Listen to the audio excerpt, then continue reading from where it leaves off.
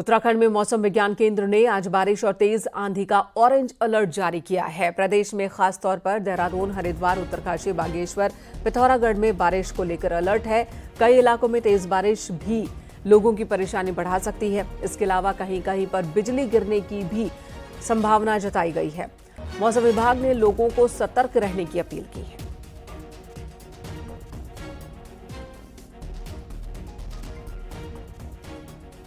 उत्तराखंड में आज भी मौसम कई जगहों पर खराब रहेगा। तेज बारिश हो सकती है। ऑरेंज अलर्ट जारी किया गया है। बीते दिनों बारिश की वजह से भूस्खलन भी कई जगहों पर देखने को मिला।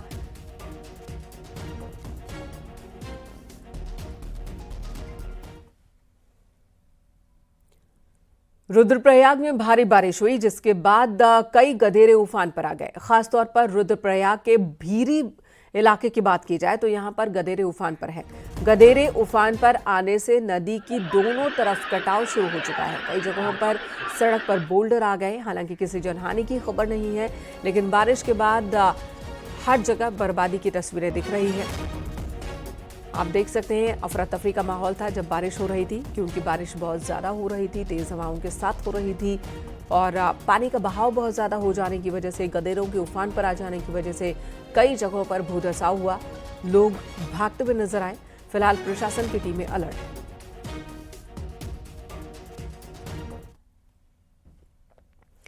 उधर चमोली में देर शाम एक बार फिर जबरदस्त बारिश हुई, जिसके बाद नंदप्रयाग क्षेत्र में बरसाती नाले उफान पर आ गए। हालांकि तेज बारिश से किसी भी प्रकार का नुकसान यहां नहीं हुआ, लेकिन नाले के आसपास के किसानों के खेत खलिहानों में पानी जरूर घुस गया। कुछ जगहों पर रोड पर बड़े बड़े बोल्डर आ गए। कुछ गाड़ियों को भी नुकसान की खबर है। किसी जनहानि की खबर नहीं, गनीमत रही, लेकिन बाकी काफी नुकसान हुआ है लोगों का। प्रशासन की टीमें मौके पर पहुंच गई। ये जो नगर पंचायत का भवन है उससे तो पहाड़ों पर बीते 2 दिनों से हो रही बेमौसमी बारिश और ओलावृष्टि ने जनजीवन अस्त व्यस्त कर दिया है। जहां एक तरफ बागेश्वर नगर समेत कपकोट, गरुड़ और कांडा क्षेत्रों में फसलें और बागवानी बुरी तरह से प्रभावित हुई है, वहीं दूसरी तरफ कई सड़कों पर भारी मलबा और गदेरे उफान पर आने की वजह से सड़क बाधित हो गए हैं। कई ग्रामीण क्षेत्रों में बिजली आपूर्ति भी बाधित हुई है। तेज हवाओं और ओलावृष्टि के कारण बिजली के पोल और तारों को नुकसान पहुंचा है। कई इलाकों में पिछले 24 घंटे से बिजली आपूर्ति बाधित है।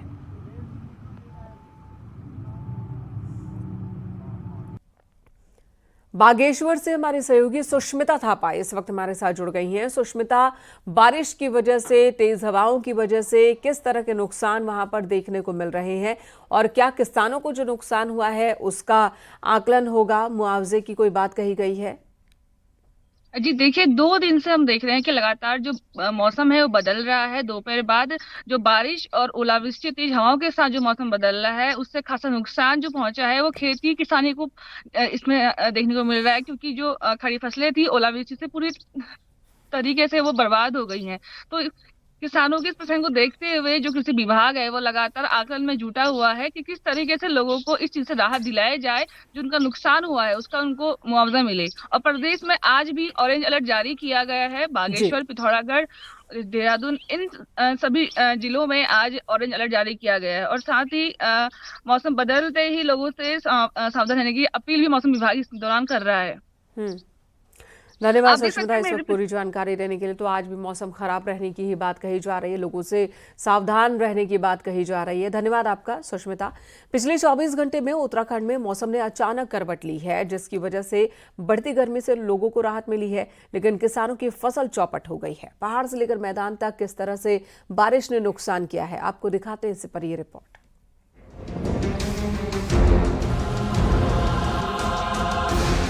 अचानक बदले इस मौसम ने कुमाऊं के किसानों के चेहरे पर शिकन ला दी है। मैदान से लेकर पहाड़ तक तेज आंधी, तूफान और ओलावृष्टि की मार ऐसी पड़ी है कि किसान बेहाल हो चुके हैं। जिस किसान की गेहूं की फसल कट चुकी थी वो भीग चुकी है और जिसकी खड़ी थी वो गिरी पड़ी है। तो लगभग 70% गेहूं अभी खेतों में खड़ा है, कट के पड़ा हुआ है। तो रात हल्की ओले और बारिश के साथ सब गेहूं भीग गया है। तो लगभग किसानों को लगभग मान के चलिए कि नुकसान तो हुआ ही है। और अभी पूरी तरह से एक अनुमान तो नहीं लगा सकते हैं, लेकिन तूफान से किसानों को 25 से 30% किसान को गेहूं का नुकसान हुआ है। और फसलों में जैसे हमारे फल हैं, आम के बगीचे हैं हमारे लमाचौर क्षेत्र में, तो बगीचों का बोर भी जो है बहुत अच्छा आया था, लगभग झड़ा भी है ठीक ठाक यहाँ पर गिरा है। हम चाहते हैं कि सरकार कुछ मुआवजा दे किसानों को राहत देने के लिए। अब कब मौसम अभी आगे भी 2-1 आध दिन के लिए और अलर्ट किया है, तो अभी नुकसान की संभावना और बढ़ सकती है। पहाड़ में सब्जी और फल पैदा करने वाले किसान भी मौसम की मार से अछूत नहीं हैं। विशेषकर फ्लावरिंग के स्टेज पर चल रहे आंडू, पूलम, खुमानी और नाशपाती को अच्छा खासा नुकसान पहुंचा है। ओलावृष्टि और बारिश ने हमारे पहाड़ के किसानों की एक तरह से कमर ही तोड़ दी, क्योंकि बागवानी की फसलें यहाँ पे आड़ू, पूनम, खुमानी ये चीज़ों में जो है फूल तैयार हो रहा था और छोटे छोटे फल बन रहे थे, तो इनको भारी नुकसान हुआ है। उसके साथ ही साथ आलू की फसल, टमाटर, मिर्च, गोभी के जो पौधे हमारे अभी किसान भाइयों ने अभी अभी लगाई हैं, तो उनको ओलों ने काफ़ी नुकसान पहुंचाया है। बिन मौसम हुई बरसात का असर गेहूं की फसल से लेकर आम, लीची समेत पहाड़ के होने वाले फलों पर भी पड़ रहा है। अगले 48 घंटे में मौसम विभाग ने मौसम के और बदलने की भविष्यवाणी की है। ऐसे में ये किसान जल्द ही फसल काट इसे समेट रहे हैं। हल्द्वानी से न्यूज़ 18 के लिए शैलेंद्र नेगी की रिपोर्ट।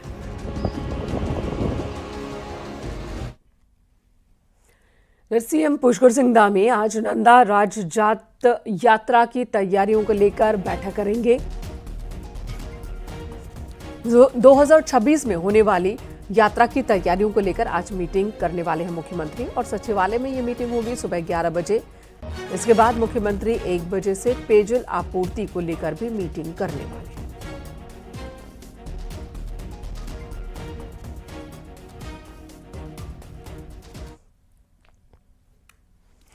उधर सीएम पुष्कर सिंह धामी ने मुख्य सचिव को शराब की नई दुकानें खोलने पर रोक लगाने के आदेश दिए। नई दुकानों को लेकर मिल रही थी शिकायतें, जिसे लेकर सीएम धामी ने यह आदेश दिया है। मुख्य सचिव ने आदेश जारी करते हुए कहा कि पुनर्विचार होने तक शराब की नई दुकानें नहीं खुलेंगी। कई जगहों से महिलाओं के विरोध प्रदर्शन की तस्वीरें आ रही थी। डीएम के जरिए सीएम को ज्ञापन सौंपे जा रहे थे। कई गांवों में शराब की नई दुकानें खोले जाने का विरोध हो रहा था, और इन्हीं विरोधों को देखते हुए मुख्यमंत्री पुष्कर सिंह धामी ने मुख्य सचिव को यह आदेश दिया है कि शराब की नई दुकानें न खुले, जिसके बाद एक नोटिफिकेशन भी जारी कर दिया गया मुख्य सचिव की ओर से, और नई दुकानों को पुनर्विचार होने तक न खोले जाने की बात कही गई है।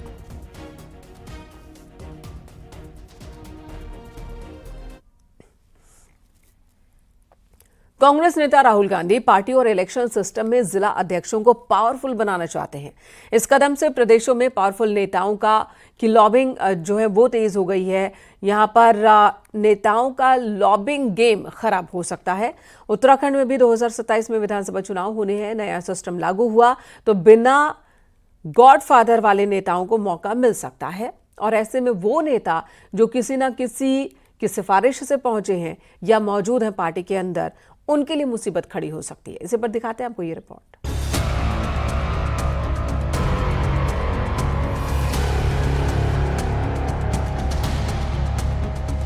जिस कांग्रेस में बड़े नेता हर बात में अपना दखल चाहते हो, उस पार्टी में कांग्रेस नेता राहुल गांधी बड़े बदलाव की बात कर रहे हैं। अहमदाबाद अधिवेशन में राहुल गांधी ने जिला अध्यक्षों को मजबूत बनाने की बात कही। राहुल गांधी चाहते हैं कि लोकसभा, विधानसभा में टिकटों के बंटवारे में जिला अध्यक्ष का रोल हो। जिले और मंडल में संगठन की मजबूती के लिए जिला अध्यक्ष को फ्री हैंड कर दिया जाए और उनकी राय और फैसले को तवज्जो दी जाए। राहुल गांधी का ये फैसला अगर ठीक से लागू हुआ तो उत्तराखंड में भी इसका असर दिख सकता है, जहां 2027 में विधानसभा चुनाव होने हैं। ऐसा होने पर टिकटों में आई भतीजावाद, बड़े नेताओं की पैरवी, सेटिंग गेटिंग कमजोर पड़ सकती है, जिसका फायदा कांग्रेस के लिए काम कर रहे कार्यकर्ता को चुनाव में मिल सकता है। नगर निकाय चुनाव हैं, विधानसभा चुनाव, लोकसभा चुनाव में जो भी प्रत्याशी चुनाव की तैयारी कर रहे हैं, उस पर बात रखने की जिलाध्यक्षों को ताकत दी जा रही है। तो मैं समझता हूँ ये तो जिलाध्यक्ष और कमेटी को ताकत देने की बात की गई है, मगर इसके साथ ही जिलाध्यक्षों की जिम्मेदारी भी बढ़ जाती है।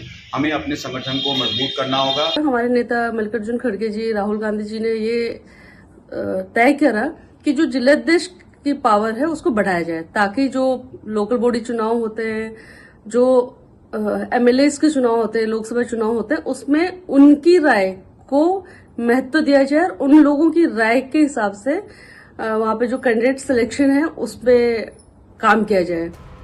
साल 2008 में राहुल गांधी ऐसा प्रयोग एनएसयूआई और यूथ कांग्रेस में कर चुके हैं, जहां अध्यक्ष अब सिस्टम से चुने जाते हैं, सीधे नहीं बनाए जाते। एनएसयूआई में संगठन के इलेक्शन की शुरुआत उत्तराखंड से हुई थी, तो यूथ कांग्रेस में पंजाब से। पूरे देश में यूथ कांग्रेस के इलेक्शन इंचार्ज राजपाल बिस्ट के मुताबिक राहुल गांधी का ये प्रयोग सफल रहेगा। पहले जो वर्षों तक लोग एक एक पोस्ट पे जमे रहते थे, अब नए लोग इसमें लगातार आ रहे हैं। और इसके अलावा गैर राजनीतिक पृष्ठभूमि के जो लड़के, मजबूत लड़के हैं, उन्होंने अपने को प्रूव किया। और आज यूथ कांग्रेस एनएसयूआई के बैनर तले बहुत से लोग एमएलए, एमपी और पार्टी में बड़े अच्छे पदों पर काम कर रहे हैं। जिला अध्यक्षों को पावरफुल बनाने की जो बात राहुल गांधी ने की है, उससे कांग्रेस में संगठन और जिले के लिए काम करने वाले नेता खुश हैं, पर ये भी चाहते हैं कि जिला अध्यक्षों को ताकतवर बनाने के साथ बड़े नेताओं की छतरी से बाहर लाया जाए, ताकि 2027 से पार्टी को फायदा मिल पाए। दीपांकर भट्ट, न्यूज़ 18, देहरादून।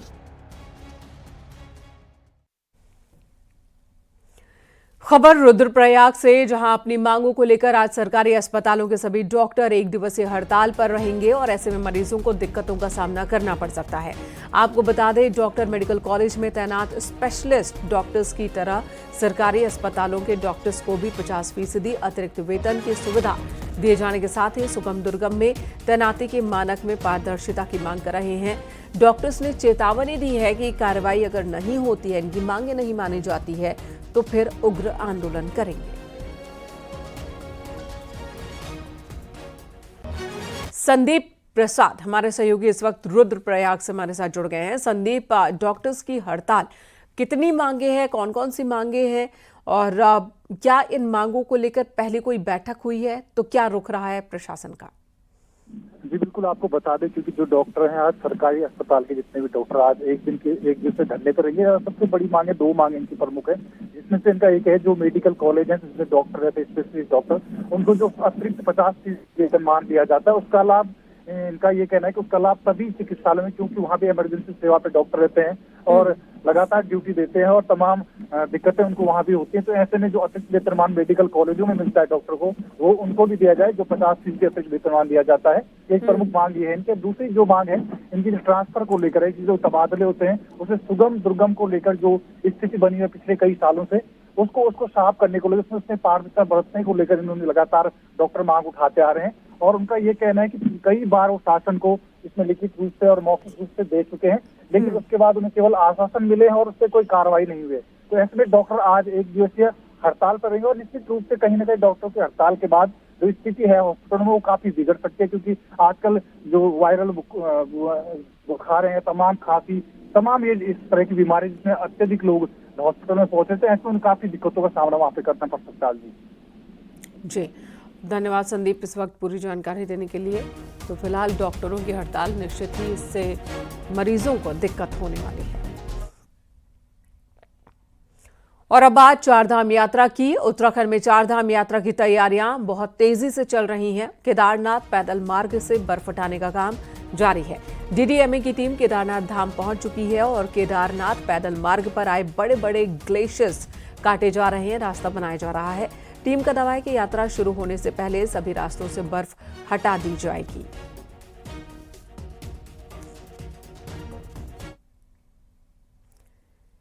बीते 2 सालों में चारधाम यात्रा में भीड़ को देखते हुए इस बार सरकार पहले से ही तैयारी कर रही है। मुख्यमंत्री धाम में लगातार मीटिंग्स कर रहे हैं, मॉनिटर कर रहे हैं, तो फील्ड में सीनियर आईएएस लगाए गए हैं। वहीं शुक्रवार सुबह मुख्य सचिव यात्रा तैयारी कर बड़ी बैठक करने वाले हैं।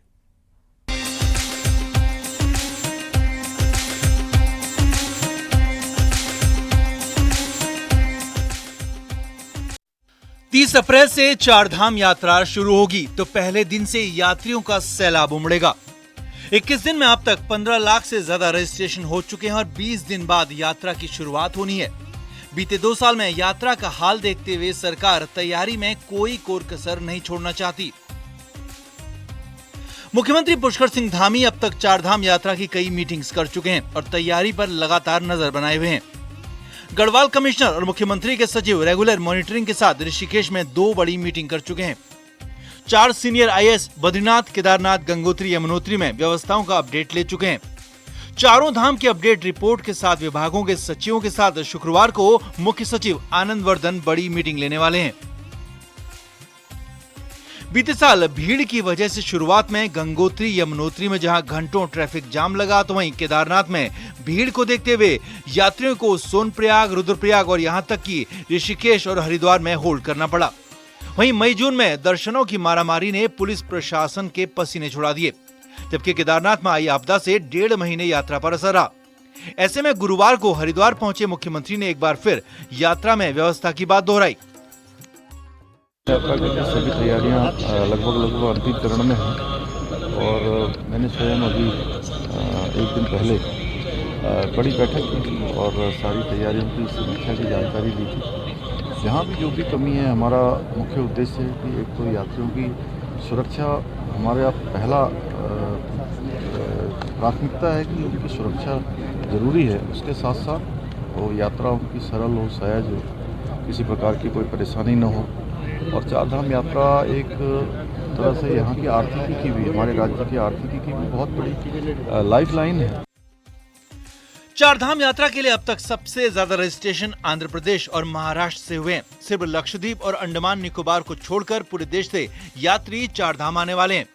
ऐसे में रहने, ठहरने, खाने पीने के साथ सड़क, बिजली, पानी, हेल्थ, ट्रांसपोर्ट ठीक रहे, कहीं मिसमैनेजमेंट ना हो, इसके लिए टिहरी छोड़कर बाकी 6 जिलों को 12.5 करोड़ रुपए का फंड जारी कर दिया गया है, ताकि कोई जरूरी काम ना रुके। कमिश्नर गढ़वाल पौड़ी मंडल को 25 लाख, जिलाधिकारी हरिद्वार को 1 करोड़, जिलाधिकारी टेरी को 1 करोड़, जिलाधिकारी देहरादून को 1 करोड़, जिलाधिकारी पौड़ी को 50 लाख, जिलाधिकारी चमोली को 3 करोड़, जिलाधिकारी उत्तरकाशी को 3 करोड़, जिलाधिकारी रुद्रप्रयाग को 3 करोड़, कुल ये जो है 12 करोड़ 75 लाख की राशि जो है अवमुक्त की गई है। साल 2023 में 56 लाख यात्री चारधाम आए तो 2024 में 46 लाख। लगातार 2 साल इतनी बड़ी संख्या में यात्रियों के आने के चलते सरकार इस बार तैयारियों में कोई कोताही नहीं बरतना चाहती और मुख्यमंत्री की निगरानी में मुख्य सचिव और सचिव से लेकर जिलों में DM तक यात्रा की तैयारियों में जुटे हुए हैं। देहरादून से न्यूज़ 18 के लिए दीपांकर भट्ट की रिपोर्ट। ठीक पर्यटन सीजन में नैनीताल में पार्किंग का काम शुरू किया गया। अशोक सिनेमा के भूमि पूजन में बीजेपी कांग्रेस में अनबन भी दिखी। भूमि पूजन करने आए पालिका अध्यक्ष को बीजेपी कार्यकर्ताओं द्वारा कुछ कह दिया गया तो पालिका अध्यक्ष वापस लौट गई। हालांकि इसके बाद पार्किंग निर्माण करा रहे ठेकेदार को भूमि पूजन करना पड़ा और बीजेपी नेता भी यहां बैठे नजर आए। बीजेपी नेताओं ने कहा कि पालिका अध्यक्ष को यहां रुकना चाहिए था, लेकिन वो रुकी नहीं। उन्होंने इस बात से भी इनकार किया कि किसी ने उन्हें कुछ कहा। हमारा जो जनप्रतिनिधि हमारी यहाँ भी नगर पालिका में चेयरमैन वाले कांग्रेस की हो, किसी की भी हो, लेकिन आज जो कांग्रेस बीजेपी से उसको बायस डोगरे नहीं देखना चाहिए कि बीजेपी के लोग यहाँ पर को आगे और हम इससे चले जाते हैं। शहर की प्रथम नागरिक है, उनको आना चाहिए और हम उनका स्वागत भी करते हैं और उन्हें इस कार्यक्रम में रहना चाहिए था। वो यहाँ नहीं रही, हमको उसका बड़ा अफसोस है और अगर उनकी छोटी मानसिकता है तो उसको मन बड़ा करना चाहिए।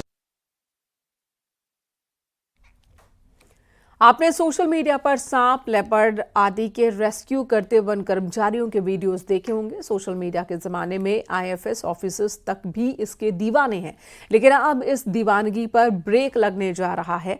कैसे, इस रिपोर्ट में हम आपको दिखाते हैं।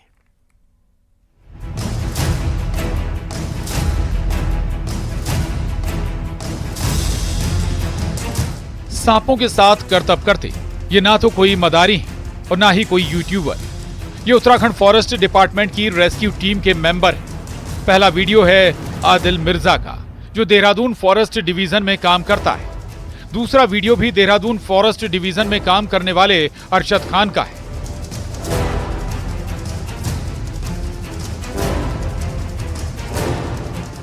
और तीसरा वीडियो है कॉर्बेट टाइगर रिजर्व में काम करने वाले सलमान का।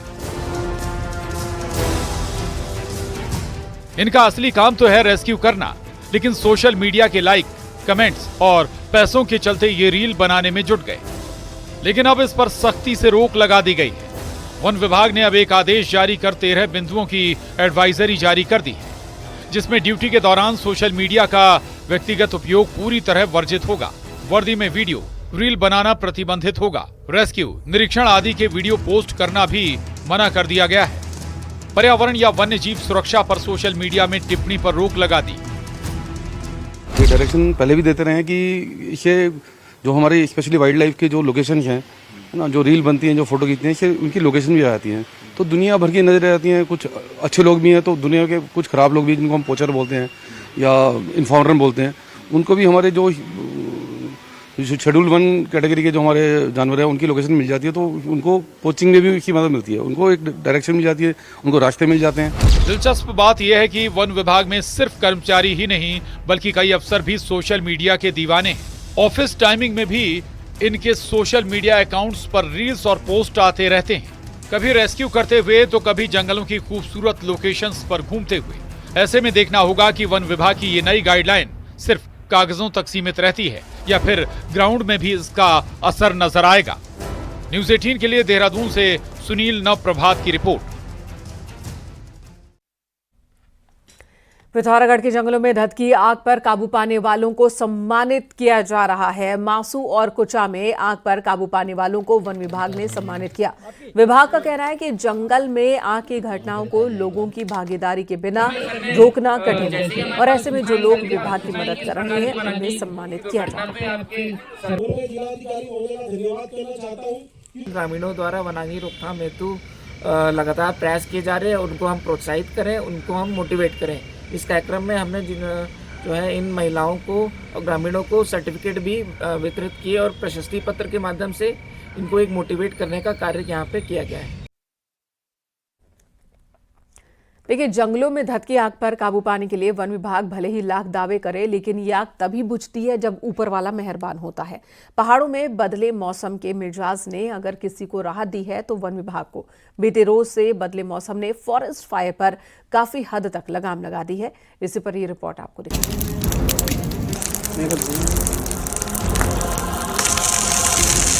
पारा चढ़ने के साथ कुमाऊं के चारों पहाड़ी जिलों में फॉरेस्ट फायर की घटनाओं में तेजी से इजाफा हुआ था। हालात ये थे कि हफ्ते भर में कई हेक्टेयर जंगल आग में स्वाहा हो गए। जंगलों में धधकी आग ने जानवरों के साथ इंसानी जिंदगी को भी खासा प्रभावित किया। हालात तो इस कदर बिगड़े कि पिथौरागढ़ की हवाई सेवाओं पर पूरी तरह ब्रेक लग गया। लेकिन बीते दिनों हुई बारिश ने फॉरेस्ट फायर पर काफी हद तक लगाम लगा दी है। मौसम विभाग की माने तो आने वाले दिनों में भी वन विभाग को राहत मिलने की पूरी उम्मीद है। इसमें हमारे को जो रेन थंडर स्टॉर्म एक्टिविटी जो है वो मिल रही है, हल्की तक की, मध्यम तक की, और साथ में उसमें ओलावृष्टि कहीं कहीं पर हिल्स में वो देखने को मिल रही है, अंदर के डिस्ट्रिक्ट्स में या फिर उनसे लगे हुए और भी जो डिस्ट्रिक्ट्स है। और इसी तरह जो तेज हवाएं भी है वो भी कहीं कहीं पर मिल रही है। फॉरेस्ट फायर पर काबू पाने के लिए जहां इस बार विभाग को 2 गुना बजट मिला है, वहीं विभाग ने फायर वॉचर भी तैनात किए हैं। बावजूद इसके जंगलों में धधकी आग पर इंसान काबू पा जाए ऐसा दिखता नहीं है। मौसम विभाग की माने तो 9 से 11 अप्रैल तक पहाड़ों में बारिश के साथ ओलावृष्टि हो सकती है। तो ऐसे में बदला हुआ मौसम का ये मिजाज वन विभाग के लिए किसी वरदान से कम नहीं है। 3 दिन तक बारिश होने से पारा तो गिरेगा, साथ ही नमी में भी इजाफा होगा। और इस बारिश की वजह से काफ़ी राहत हुई है। आज कोई भी अलर्ट नहीं है। आज यदि हम 10 तारीख की बात करें तो वर्तमान में कोई अलर्ट नहीं है, और हम उम्मीद करते हैं कि अगले 1 हफ्ते भी इस बारिश की वजह से राहत होगी और हम वनाग्नि घटनाओं में काफ़ी कमी देखने को मिलेगी। मॉइस्चर लेवल बढ़ जाएगा और जो भी आप देख रहे हैं धुंध वगैरह है वो काफ़ी खत्म हो चुका है। मौसम के बदले मिजाज से वन विभाग को भले ही हाल फिलहाल काफी राहत मिल गई हो, लेकिन तय है कि आने वाले दिनों में पारा फिर चढ़ेगा। तो ऐसे में जंगलों की आग पर काबू पाना विभाग के लिए तब तक चुनौती ही बना रहेगा जब तक इंद्रदेव की नजरें इनायत नहीं होती हैं। न्यूज़ 18 के लिए किशन जोशी के साथ विजय वर्धन उप्रेती की रिपोर्ट।